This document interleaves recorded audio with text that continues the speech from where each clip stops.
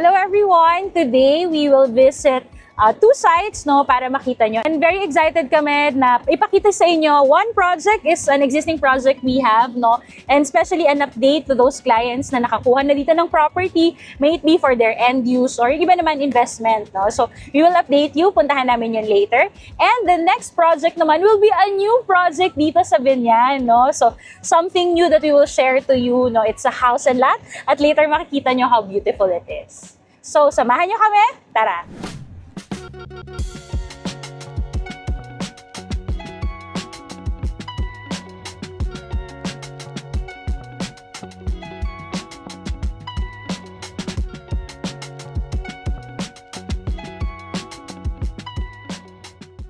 So, welcome to Olivares Home Southwoods! Yes! So, Charles, take it away. So, nandito na tayo sa loob ng Olivares Homes, dito sa may Biñan, Laguna. And today, we will be showing you yung model houses natin. So, number one is yung townhouse natin. Pangalawa, yung duplex, but currently sold out siya. And then next, yung last natin na ipapakita ay yung single detached na house and lot. So, let's go. So first stop natin is yung townhouse niya. This one is called Pearl. It has a total lot area of 60 square meters and total floor area niya. So dalawang story siya, total of 71 square meters. So to start with, ito yung unang bubungad sa atin. So this is not like the ordinary townhouse kasi ito ay merong sariling carport. This one is good for a sedan, even an SUV because of the size of this carport. Then after that, pasukin natin yung mismong house and lot. This one is Pearl. Pagpasok natin, so this is how wide this townhouse is. So this one, for inspiration siya. By the way, pag kumuha tayo ng house and lot dito, everything is fully finished. Kumbaga, lalagyan mo na lang ng mga furnitures and nasa sayo na kung i-improve mo siya. So on this side, this is this one is designated for your living area. So, meron tayong sofa dito. And on this side naman is yung kitchen. And you can put your dining table or dining area around here. So, kung ako tatanungin, paano ko ba siya i-design? Pwede tayong maglagay ng division on this side. Yan, para to separate yung living area natin and yung kitchen and dining area. And also, meron tayong space. Pwede ito maging dirty kitchen, open area, laundry area. Yan. You can put it here. Yan. So, since this one is a corner townhouse, meron pa tayong extra space on this side. So, pwede mo lagyan ng garden or whatever design, whatever improvement you want to make. And, again, since this one is a premium type of townhouse, meron tayong syempre toilet and bath on the first floor and meron din tayong second floor na toilet and bath. So, akitin natin ang ating second floor. This is our second floor. And yan, meron tayong balcony syempre dito. So mamaya puntahan natin yan, So this is the first bedroom. Yan.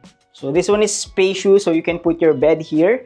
I think ang pwede mo ditong ilagay is queen size. Then you have a little space if you want to have a study area or mini office room. And on this side, for the wardrobe area. So this is another room where you can put a single bed, and again, a small office or small study area and wardrobe area.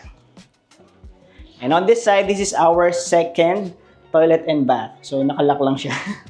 And lastly, this is our balcony where you can see the outside of the community. So, kung tatanungin, pwede na rin natin siyang i-improve in the future, So, if you want to extend your balcony going up to there, hanggang dulo nung allotted lot for you, or even add another bedroom, or extend the master's bedroom if you want. So, there are so many possibilities on this townhouse that you can improve, that you can design on. Grabe, friend, ang ganda ng bahay na to, Especially for those who want to start their family. So, what's your take? What do you think about this place? Yeah, actually, this is one of my favorite projects, so no biases. But really, bakit? Sino ba yung usually natatap na clients natin dito? Or kanino ba nga siya?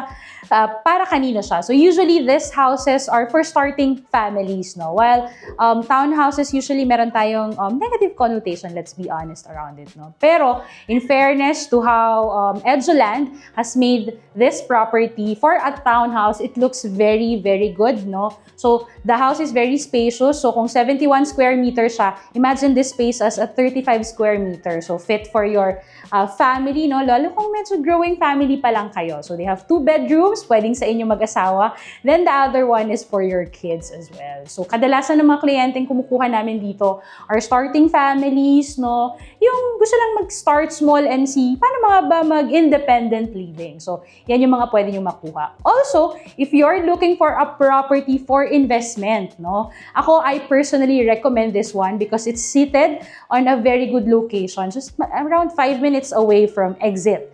Plus, no, so kung naghahanap ka ng gusto mong paupahan yung hindi ka magbi-bleed kasi ang taas ng amortization, no? And yet, the house is so big. So this one is just enough para makakuha ka ng mga uupa and pwede ring pamilya yung uupa sa'yo or maybe students or workers, no? Since the house is not too big, hindi ka mag-aalalang may uupang iba. So, yun yung mga pwedeng-pwede dito sa Southwest.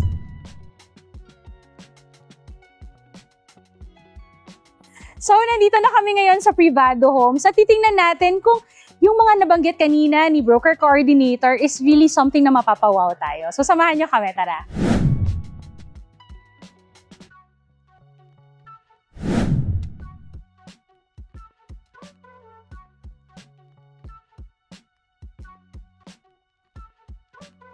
Wow! Oh. It's like living your dream home.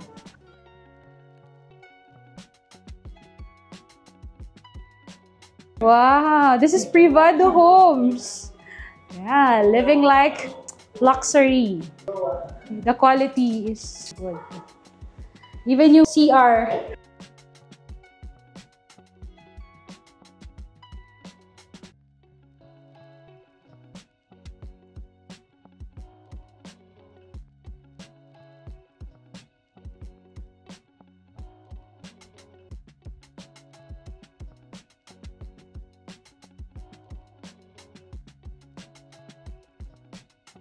So kung may kid ka, very yung pwesto for studying, very spacious siya.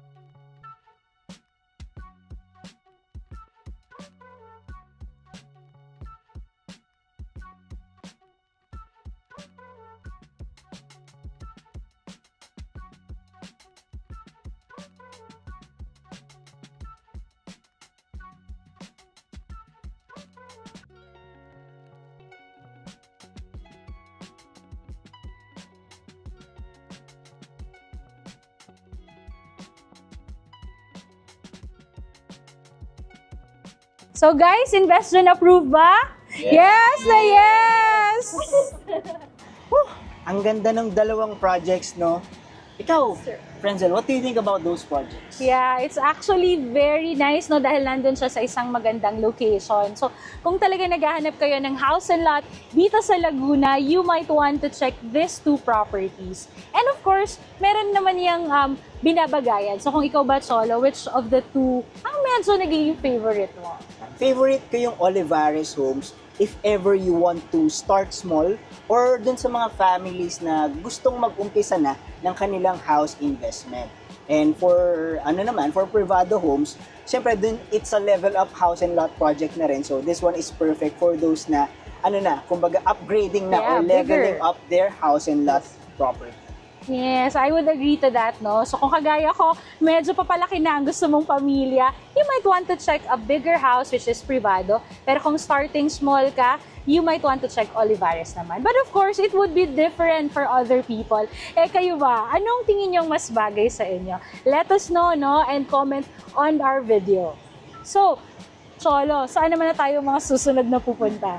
Yan ang aabangan ng ating mga viewers. So you can comment dun sa ating video na to. If you want to know more and deeper dito sa mga projects na pinuntahan natin, we will share it to you sa mga susunod na videos, kaya abangan niyo sila. And this is me again, Frenzel Paz, with my partner. I'm Amor Almoguera. And we are your local experts here in the South.